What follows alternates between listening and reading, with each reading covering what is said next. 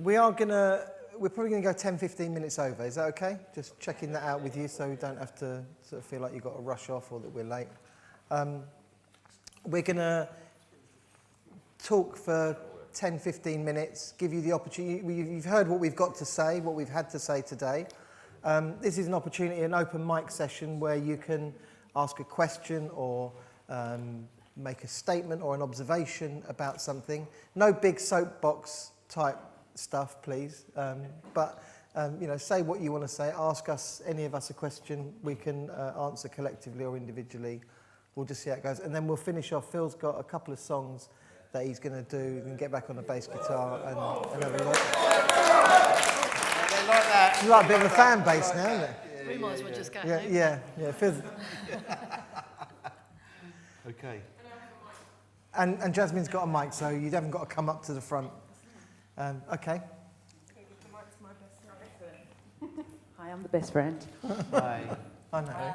I think my question is mainly for Jacqueline, just in terms of preventing a lot of our young people, and also to Vivian as well, preventing our young people having to go through this process. Have you been able to deliver your work in any schools or colleges or anything like that? Thank you for the question. Personally, I haven't. There are a number of other organisations that use this same psychology. Psychology is called the 3 Principles if people want to look it up. It's new and it's been around for about 40 years. It's relatively new in the UK, but there are some of my colleagues that are using it with schools because it's a human psychology. It's not particular to us lot. It actually is a psychology. It's used everywhere. So hopefully, yes, as we spread, that will become more and more. Yeah. Prevalent. Thank you for the word. But if you want to leave your details, I can pass you on to people who are doing that. Sorry. Do you want to get a comment from Viv on that at all?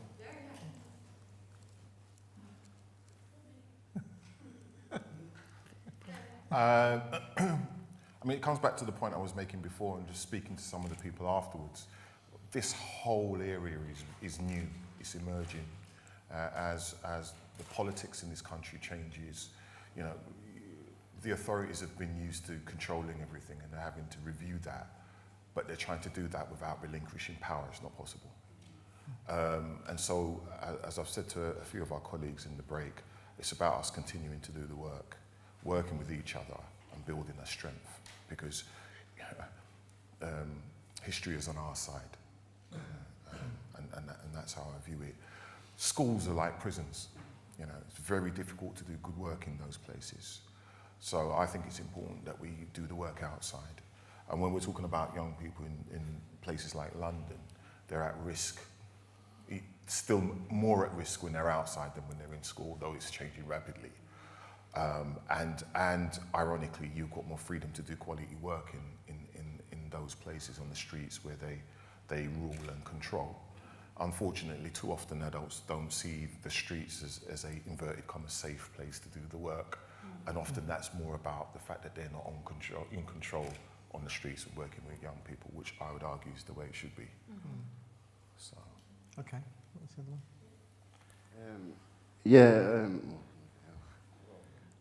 one? I'd just like to say to Jacqueline, the background I'm from a rough council estate and been in jail for the last 20 odd years. Just to praise you really and say thank you. There's not enough places what do go into jail trying to help young people break the cycle. So yeah, just wanted to say thank you. Thank you. Yeah. Thank you.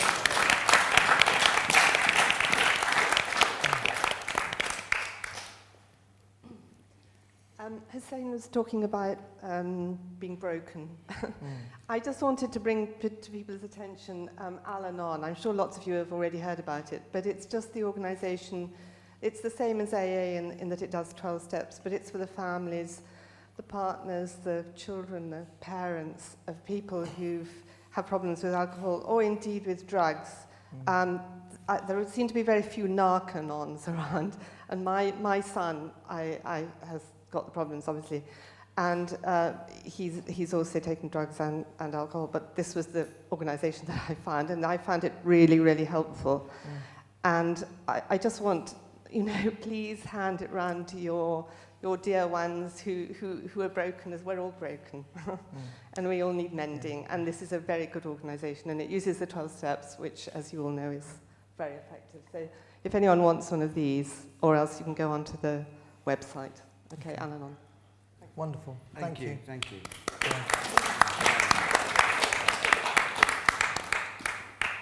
Hi there. Not used to this at all. You're starting to sound like Elvis.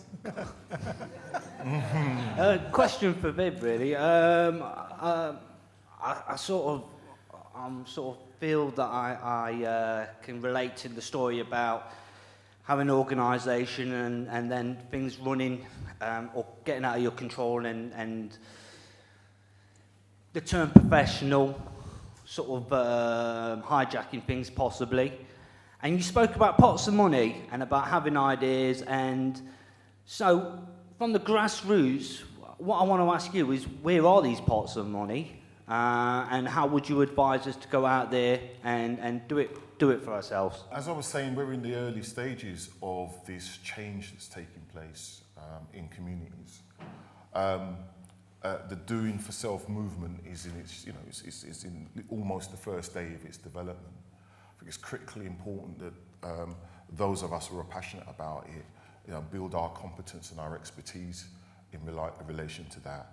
And through our practice, not just through reading about it and talking about it, but actually through our practice, and then spread that word as far and wide as possible, in order to then connect up and then begin to, broker relationships with the organisations that at the moment have complete control over these contracts. I'll use the probation service as an example. I think it's probably a useful one because it's playing out at the moment. So you've got, I can't remember the figure now, 22 contracts across the country broken up. London contracts, the biggest one, it's run by MTC Nova, which is an American company. They run many prison estates in America, and they're here. Their interest is in not just controlling the one contract, they want all of the contracts in this country. They may be 50 years ahead in terms of understanding the psychodynamics of communities, and how that works politically and what is happening. So they're already acutely aware of the need for them to form relationships with communities that are thinking about resilience, that will work with them to deliver the services on the ground, because they will need to show positive results in terms of resettlement and so on and so forth for them to get what they want, which is more contracts. So that's just an example. In the drug and alcohol sector, it's the same thing. We're having conversations with CRI, not because they all of a sudden want to give everything over to communities. They understand if they can strike up meaningful relationships with community-based organisations that are credible, it will give them the edge over their competition. It's that straightforward. We entered into a partnership with them around a contract in London very recently. And the agreement was that we would be the brand for the contract. We would do the work on the ground. We would control all the propaganda, all the stuff. I use the word propaganda because that's how I see it. There's bad and there's good propaganda. So we would use all the marketing and all the rest of it. We would be the brand for it. They would take responsibility for the finances and the case management, but we would run everything else. That's not what normally happens. That's not what normally happens. But if you can show that you've got strength on the ground in the communities and influence, these larger organisations, which are essentially pragmatic and want to win, will work with you and will negotiate with you. So that's the point I'm making, that we continue to do what we're doing, get stronger, and part of that strength means get access to the information. People like Huseyin, myself, and others in the room who work inside the system as professionals, but outside, it's almost like we're what? Double agents. Yeah. Right? Have access to that information. Poacher turned gamekeeper. Yeah. There are politicians who have, ex-drug users, alcohol, mental health, and all, family members and so on and so forth also want to commit. But they want to be sure that the organisations and the partnerships they're working with are robust. It's the one thing that professionals will come back with every time, can we be sure that they're serious, that they're going to, are they able to deliver, and so on and so forth. And that's the confidence piece that we need to build up, not only with the corporates, but also within our own communities. Just on some practical steps as well. I mean, I think there are several levels. I think what Viv articulated is that's a strategy for moving forward, and you're seeing some of that in action. I think often bits of information and practices don't get to the right places. So, for instance, I always say to organisations that I work with and that I commission, and I did this in the prison service, when funding becomes available in the public sector, it often becomes available with very quick turnaround. And so I've said to organisations, we used to have a thing in the London area called windfall planning, you know, kind of lottery planning. When the money comes, it comes quick and you have to turn it around quickly. So we used to have bids. I required all London prisons to have 2 bids on the shelf at any one time, 1 capital, 1 revenue. And if we ever got the chance to bid for money, I could turn around a bid within 48 hours. And what that meant was London area was very good at getting money. We saw our kind of income double over the time I was there. We went from 300 programme places to 1,000, 1,200 programme places over a 4-year period because we were good at getting money in. So I think if you're in an organisation, if you're in a voluntary sector organisation generally, and you're not doing windfall planning, you're missing out on opportunities. And then, because windfalls come along, and one is with us at the moment, there's £10 million available from Public Health England, capital revenue. The deadline for DATs or local authorities to get that bid, those closed bids, to Public Health England is the 4th of December. So we've said in our area to all the organisations that we know, bid. Get your bids to us by sort of middle of November so that we can sign them off internally and get them there. There are always bits and pieces of these money around, so you can find, if you've got a project that you want to spend, I think the League got some of this a couple of years ago around social enterprise and buildings and stuff like that. The other thing I would say is if you're in a voluntary sector organisation and you haven't got a social business attached to your to your charity, then you're putting yourself at risk. So, you know, TLC Good Grain is a good example. You've got a small social enterprise attached to the charity, and that can grow, and eventually it can become something that makes grants to the charity or supports residents or starts a bursary fund for people that need treatment. If you do up an old car, one of the things, what do? You buy a donor vehicle. So you go and buy an equivalent car that's wrecked, and rather than go and buy one part at a time, you just pull the parts off of that you need to get your pristine classic vehicle up and running.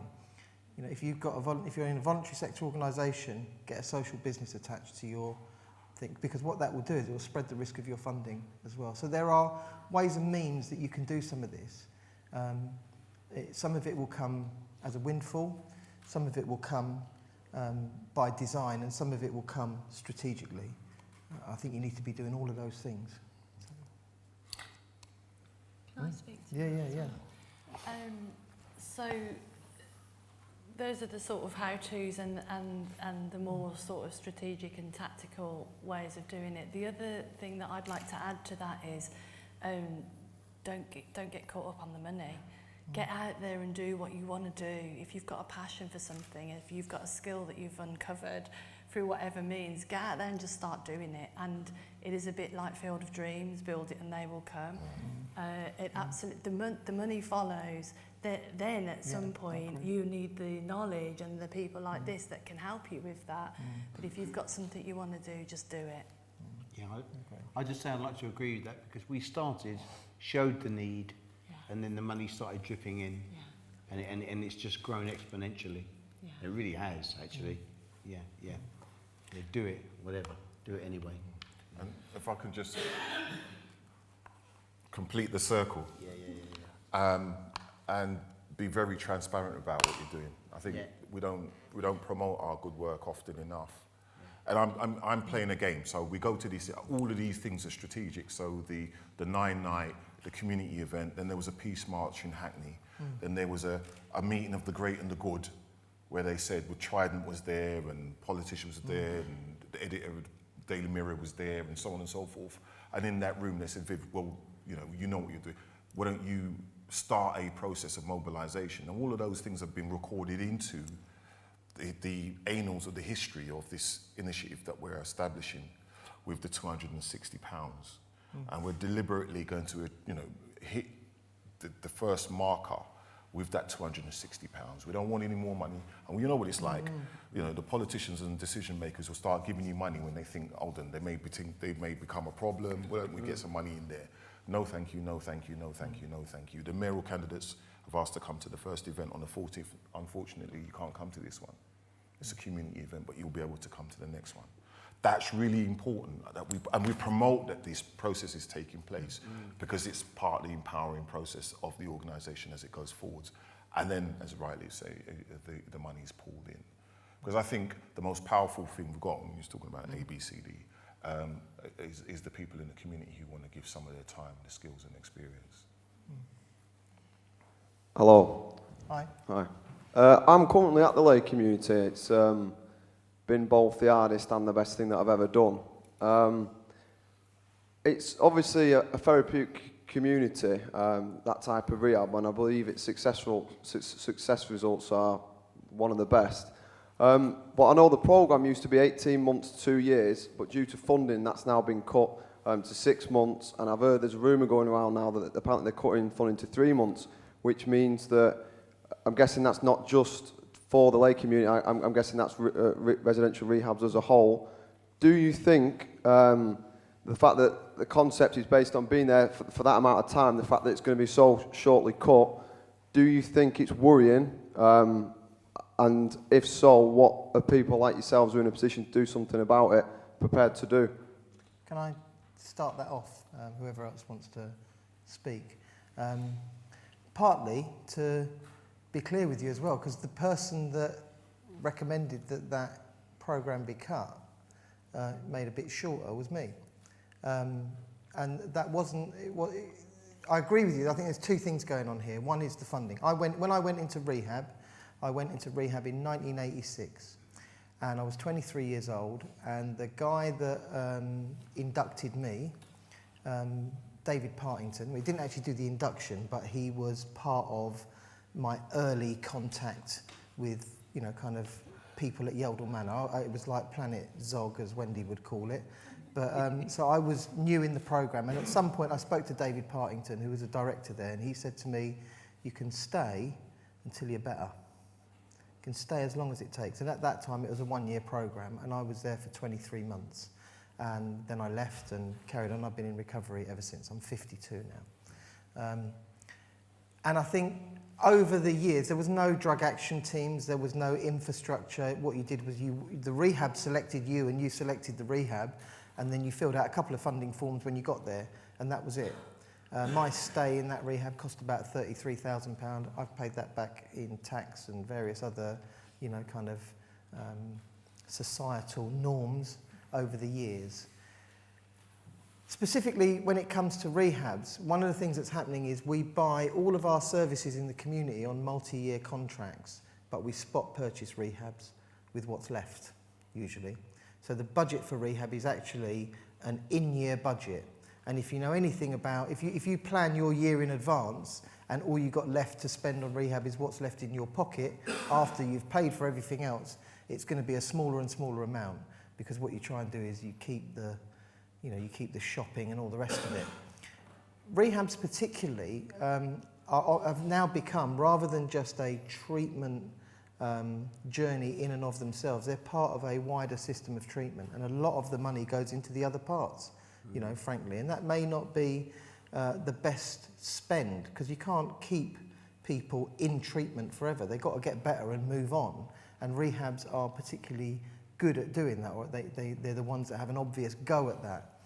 Specifically with the Lee, what we found when I did the review there a few years ago was there were 2 spikes in the programme of people leaving, and they were at about the 3-month mark when the programme bit. So at anything from 8 to 15 weeks in that range, people were leaving, and usually it was because the programme bit on the particular behaviour that needed to be addressed, and people either said, I'm going to address this, or they turned their heels and left.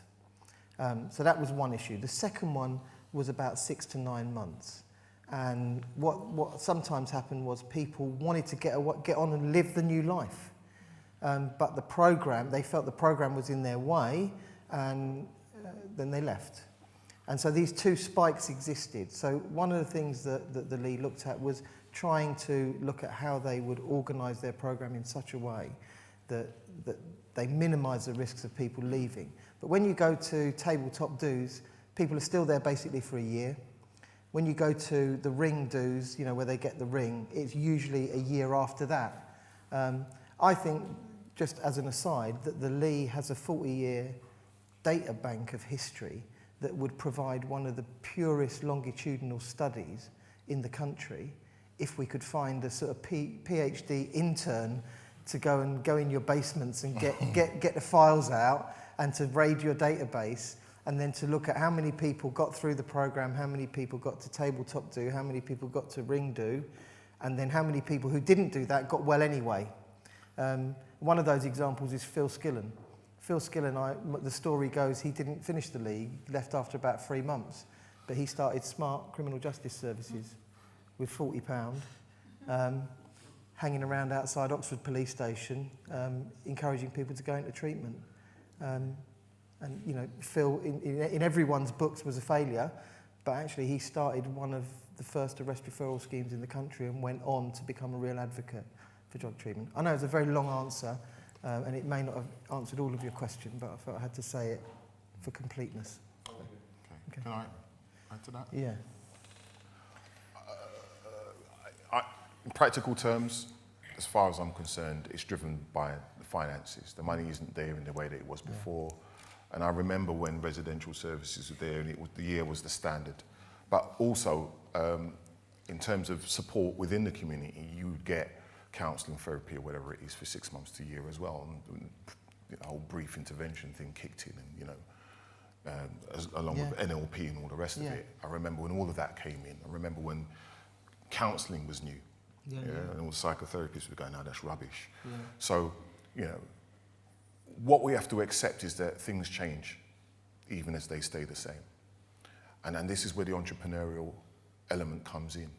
We see changes taking place that look tragic, but there are those amongst us who are leaders who look for the opportunities within that.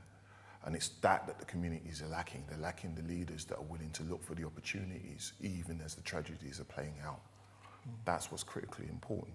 And I'm arguing that we can have, I mean, take Kenny and Mafadon, the young man that I made reference to. They paid me to work with him for a year because it's not, you know, it's not one of those statements that someone makes in order to draw down money. You know, if we weren't able to handle him and the people around him, people would have died.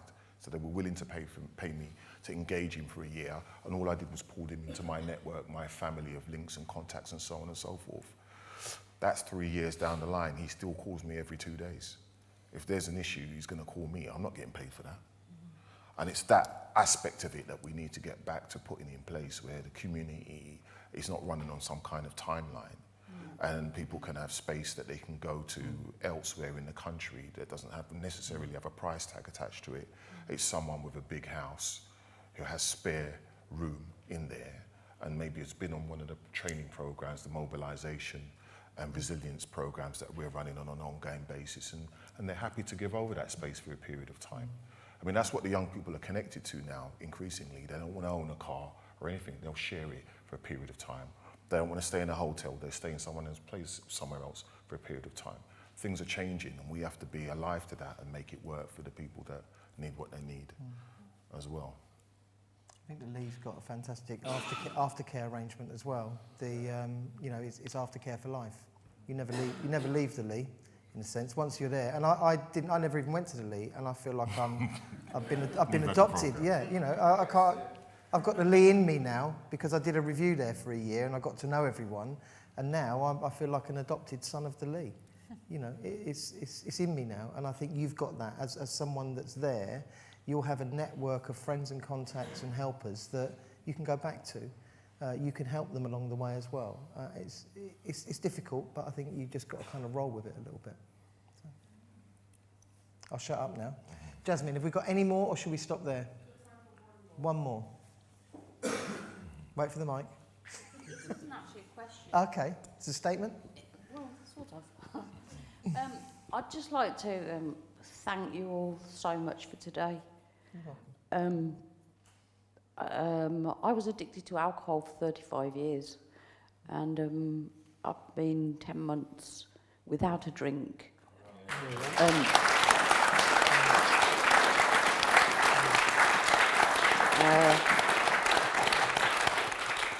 But people like yourselves, just today I'm just wowed away that people have put in their time and energy into people that I felt broken in January. You know, I was that broken saucer on there. I've got that gold covered all over me now. And I can't wait to be in my community with Jacqueline, bringing this forward, recovery. My recovery is working so well from within me. But I just love listening to you all and all these people in the room. It is such a great community to be in. So just thank you all so much for my sobriety, helping me. Hey.